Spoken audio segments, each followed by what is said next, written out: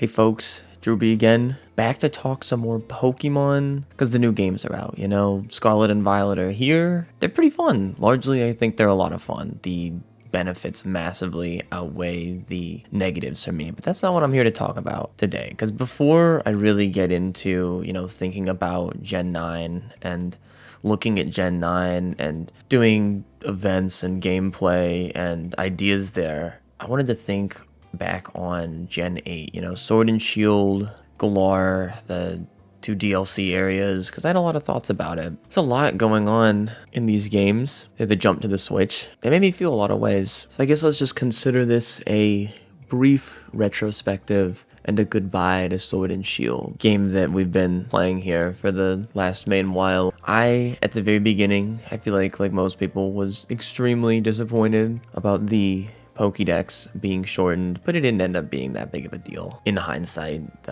Pokemon Home remedied a lot of that. I do think in actual hindsight, the only comment I would like to make on that is just the time frame, and it seems like that's going to be the case going forward, that Pokemon Home support doesn't seem to come for a long while after the games. It certainly didn't come soon after Arceus and Brilliant Diamond and Shining Pearl. That level of crossplay, the tiny level there, being able to move all the Pokemon around, didn't seem to be a upfront priority, and by the time it actually came around, I didn't really have any interest left, where I was excited to do that in the moment, but I kind of gave up. And I don't know if it would have been different if that had come sooner, and I still did it. I moved all my Pokemon up to home. It's fun, and it's nice to have that bank there, and I love that. I love that app. I love that it has mobile support, and Wonder Trade is on it, and you can kind of do trading stuff on there, and it's sort of a game, but it really is a storage system. It's a good one though, and it came with Gen 8, so I thought it bared worth mentioning here. That was the first and major disappointment there, but I think I'm really gonna miss the fanfare of Gen 8. It seems to be here in Gen 9, but they really hyped up everything in terms of maybe on the surface level aspects of it, where it's giant battle arenas, where there's stadiums where people are chanting and yelling, and music is playing, and Rotom drones are flying around, giving you perspectives of the whole thing. And even though that is surface level, I think for me, I have to imagine that other people felt this way too, that the all of this energy, it breathed life into the game that otherwise wouldn't have been there. It breathed life that was not pre-existing. This is the first time that battles felt like this to me, the first time that the music felt like this to me. And oh my gosh, the music, I think they really took things to the next level with the music in this one. There always been a couple of standout tracks in previous songs. The sound design was always great, but I think they really went above and beyond in Sword and Shield. Just the contribution that the music gave to the environments and the atmosphere, and giving you energy when you needed to, and really precluding a big event, or making something really foreboding right before a big event occurred. Energy was in the presentation 100%, and I've never really been somebody to care, I guess, a huge amount about graphics. I mean, Pokemon were Pokemon, and the game ran fine enough for me. I've always been relatively easy to please in that department. I think that I've relied mainly over the years on my ears as far as the aesthetic experience, and so I think that I'm someone where the music could cover up any glaring visual issues unless they were extreme, and I think that was the case here. I remember the famous Game Freak tree that was compared to every other game under the sun, and they ended up all right. It was fine. It didn't shock me or fill me with glee or anything, but it was fine. And the wild areas were fun, and the towns were fun, all with that atmosphere that they did such a good job of creating. As much praise as I'm giving it right now, Sword and Shield was probably the shortest experience for me, actually, playing through the games, including the post-game, what little of it there was without the DLC, and so the joy was there, but it was short-lived, for sure. Because after I beat the game, and before the DLC came out, it was just a lot of attempted grinding for, competitive stuff, working on the battle tower, wrapping up the Pokedex, getting the shiny charm, and then that was kind of it.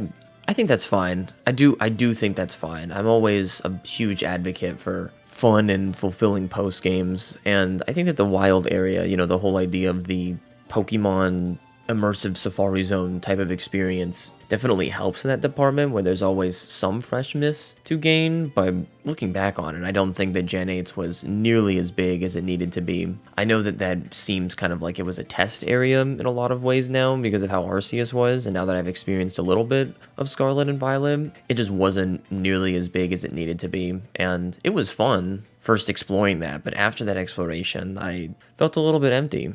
I think that's okay, too. Games keep improving. It was a step towards what I really want. It was fun in the moment.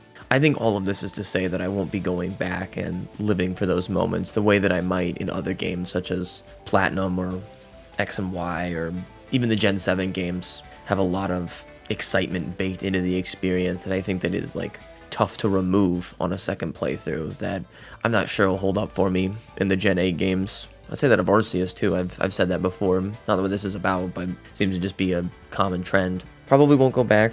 The main thing that I loved most of all, talking about, I guess, things that they got right all the way through, like I said, the atmosphere, the environment, the whole gyms and league system, tons of fun. A blast, and not even because maybe it was like amazing gameplay or I was like really enthralled in the experience, but I was at least convinced that I was by those environments. So those really, really worked out. I think that they were carried a lot by this atmosphere building. I think the weirdest thing for me to look back on in Sword and Shield specifically is how quickly I was done with the game when it originally came out.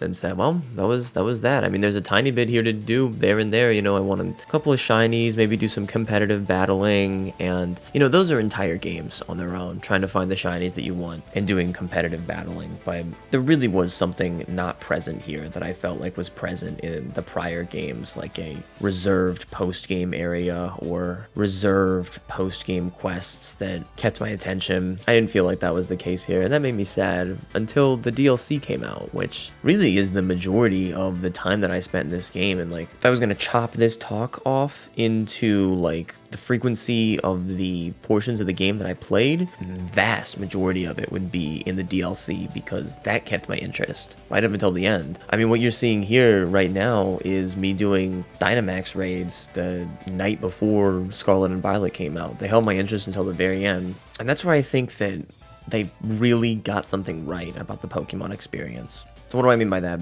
The first DLC, not as amazing as the second one. The whole plot with Kubfu and Urshifu and how awesome Urshifu was, and there was definitely some really cool stuff going on there, like full, larger, wild area type locations. The Pokemon would explore with you. A lot of good stuff going on, but the prize, like the shining jewel of these games was absolutely the second DLC area. And it makes sense to me that it came out last in the whole thing, because it seems to be the most ambitious in the end, where it essentially added all the legendaries back in. Lots of legendary quests going on. They had the Reggies. They were great. The new forms of the legendary birds from the first gen, they had a whole quest going on too. And then the Dynamax raids. The Dynamax raids, that's what they got right. If anything to be taken away positively from this experience, if you hated Sword and Shield all the way through, I hope that you can appreciate like the seed that was planted with the Dynamax raids, because they've always had some level of cooperative play. Pokemon has always kind of been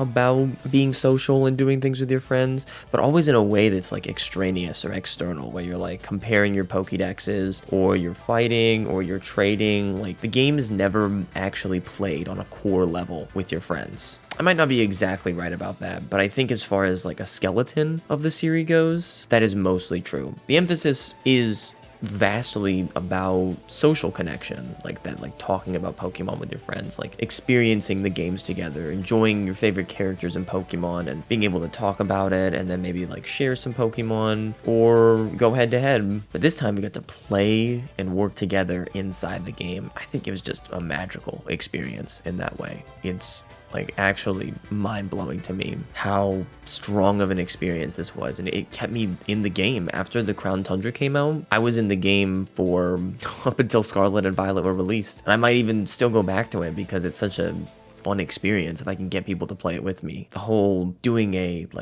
raid boss style dungeon with a couple of friends and you have to coordinate and communicate. Of course, this was in the wild area too, but it wasn't as involved in that way. They were just random one-off bosses that you would fight, randomly generated. It was hard to get the ones that you want. And I thought it was fun. It was fun to do for sure, especially when they had the wild area events. I like those. For sure, but this was the next level, you know, where it was like a stage in a game and you have a designated party to get to the boss at the end of the level. I felt powerful doing it and like strategic and like I was coordinating well with my friends and like we were a team on a mission and you got a legendary at the end. Boosted shiny odds, which legendary shiny, that always feels good. They just got it exactly right. Raids, even the normal raids, definitely in there. Probably the shining jewel of Sword and Shield base game is being able to do the raids with people. The raids, the Dynamax adventures, that is what Pokemon feels like it should be about. You know, that's the next level, is that connective play where you're actually playing the game with your friends. You're not just living in the same world as your friends. You are truly going on an adventure with your friends and working together to overcome hurdles. Seems like they've really integrated into Scarlet and Violet too. I've spent time already in the little multiplayer room, so you kind of just hang out with your friends and get updates and occasionally get to do raids with them. I think it is the future of Pokemon, especially with easy connectivity and wireless internet, relatively accessible, is being able to do things specifically with your fellow Pokemon trainers. I hope that it's the emphasis going forward, and it's my biggest takeaway from Sword and Shield, is that having fun in Pokemon after the story's over, the quests are over, and the Pokedex has been completed is fun with your friends. And I think in a way that was always what it was about. Just the technology wasn't there yet, you know, being able to talk about Pokemon on the playground with your friends, that you got this guy, or they got this person, or Pokemon, like Hitmonchan or something, I guess. Living parallel.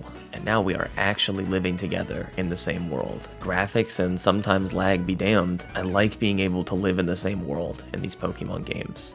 It brings me a lot of joy, and I think is a core of the experience in a way that they are only finally physically integrating. So to that, I have a lot of gratitude to Sword and Shield. There was a lot of frustrating and unfortunate things that felt like they were cut, but it also feels like there's a new emphasis and a new leaf that is being turned over for Pokemon in this way of being able to truly squad up with your team. I think it's something I've always been wanting without even realizing it. So I think Sword and Shield did a pretty good job. And hopefully, I feel the same way about Paldea as I did Galar. Hopefully we see something similar to these Dynamax raids and the inevitable DLC that Scarlet and Violet have, or whatever they do for the third, fourth version equivalent. I'm excited. I really do feel like I'm excited in a way that I wasn't in the going into Gen 8 after Gen 7 period. Looking forward to it, and I hope you are too. Appreciate you if you made it this far. Love getting to do this kind of thing. So I hope you enjoyed it. Let me know how you felt about Gen 8. All our thoughts, I guess, should be processed by now. And I look forward to seeing you in Paldea. Alright folks, have a good one. See you later. Drewby out.